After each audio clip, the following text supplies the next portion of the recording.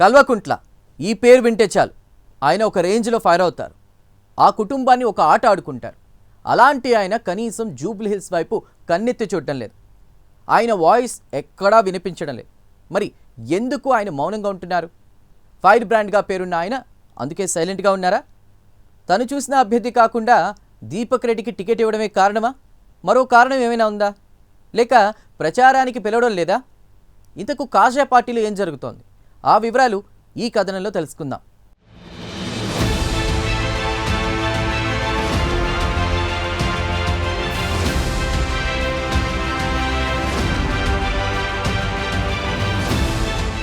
జూబ్లీహిల్స్ ఉప ఎన్నిక సమీపిస్తున్న వేళ కమలం పార్టీలో అలసత్వం వీడడం లేదా? ప్రచారంలో ఫైర్ బ్రాండ్లు ఎందుకు కనిపించడం లేదు? వారు ప్రచారానికి ఎందుకు రావడం లేదు? అభ్యర్థి పిలవడం లేదా? కిషన్ రెడ్డి అడ్డా అంటూ ఆయనకే వదిలేశారా? ఓడినా గెలిచినా ఆయనదే బాధ్యత అనే భావనలో ఆ నేతలున్నారా? ఇంకా 4 రోజులే ఉంది, ఇప్పటికైనా వస్తారా రారా అనేది ప్రస్తుతం హాట్ టాపిక్ గా మారింది.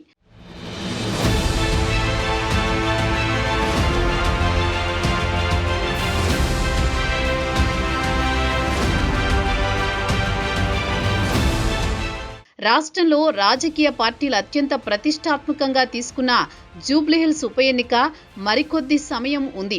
ప్రజానికం ఏ పార్టీ గెలుస్తుందని, ఏం జరుగుతుందని ఎంతో ఆసక్తితో ఎదురు చూస్తున్నారు.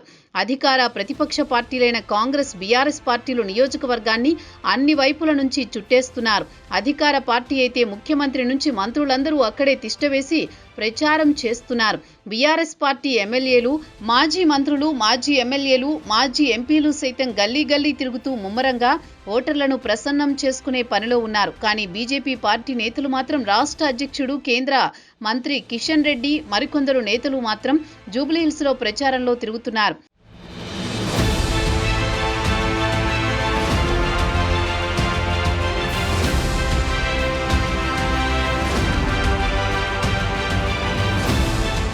ఇక జూబ్లీహిల్స్ ఉప ఎన్నికల్లో సమయం రోజురోజుకు వేడెక్కుతోంది. అయినా కాషాయ పార్టీ తమ అలసత్వాన్ని ఏమాత్రం వీడడం లేదనే విమర్శలు వినిపిస్తున్నాయి.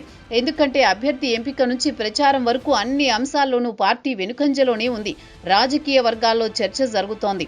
కమలం పార్టీ ఎంతో ప్రతిష్టాత్మకంగా మారిన ఈ ఉప ఎన్నికను లైట్ తీసుకుందా అనే అనుమానాలు వ్యక్తమవుతున్నాయి. ప్రచారానికి కేవలం 4 రోజులే సమయం ఉంది. అయినా ఇప్పటి వరకు క్షేత్రస్థాయిలో ఒకరిద్దరు నేతలు తప్పితే ఎవ్వరూ ప్రచారానికి పెద్దగా ఆసక్తి చూపడం లేదని చర్చ సాగుతోంది. ఇప్పటికే ప్రధాన పార్టీలు ఆయా డివిజన్లకు మంత్రులను కేటాయించింది. కాంగ్రెస్ ఒక్కో డివిజన్ 2 మంత్రులకు బాధ్యత అప్పగించింది. కానీ బీజేపీ మాత్రం ఆ విషయంలో పూర్తిగా వెనుకబడి ఉందనే టాక్ వినిపిస్తోంది.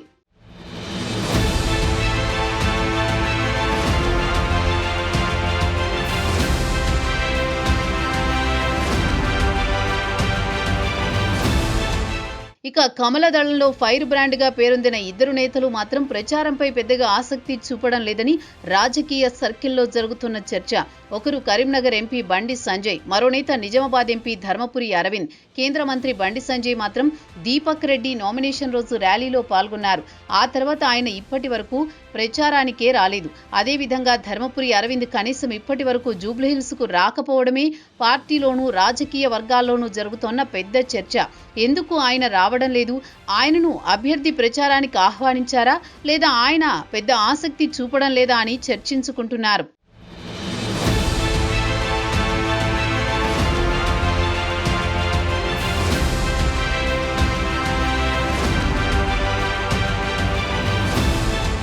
ఎంపీ ధర్మపురి అరవింద్ జూబ్లీహిల్స్ ఉప ఎన్నికల్లో మాజీ మేయర్ బొంతు రామ్మోహన్ ను బీజేపీ పార్టీ నుంచి పోటీ చేస్తే బాగుంటుందని రాష్ట్ర పెద్దలకు సూచనలు చేశారు. కానీ ఆయన సూచించిన వ్యక్తికి కాకుండా గతంలో పోటీ చేసిన దీపక్ రెడ్డికే అధిష్టానం టికెట్ ఇచ్చింది.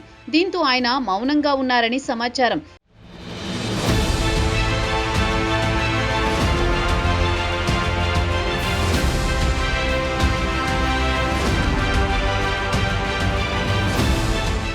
ఆ తర్వాత అరవింద్ జూబ్లీహిల్స్ వైపు చూడడం కానీ, అభ్యర్థి గెలుపు కోసం ప్రచారం చేయడం కానీ లేదు. స్టార్ క్యాంపెయిన్లో ఆయన పేరు ఉన్నా ఇంతవరకు రాకపోవడంతో ఇటు పార్టీలోనూ అటు రాజకీయ వర్గాల్లోనూ చర్చ జరుగుతోంది. ధర్మపురి ఎందుకు ఇంతవరకు ప్రచారానికి రాలేదని, ప్రచారానికి రాకపోవడానికి ఏమైనా కారణాలు ఉన్నాయా లేక అరవింద్కు ఆసక్తి లేదా అని పొలిటికల్ సర్కిల్లో అనుకుంటున్న టాక్. మరోవైపు దీపక్ రెడ్డికి టికెట్ ఇవ్వడంతోనే ఆయన ప్రచారానికి దూరంగా ఉంటున్నారని వినిపిస్తున్న మాట.